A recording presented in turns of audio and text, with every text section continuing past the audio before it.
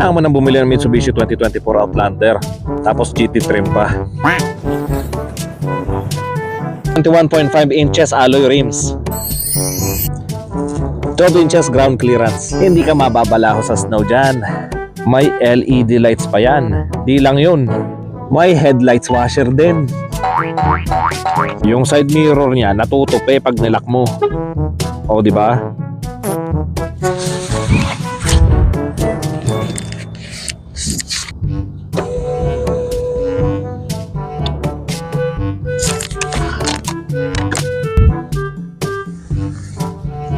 Para naman makapunta sa likod, you have to do is itayo mo lang to. Oh, may lalagyan ka pa ng cup.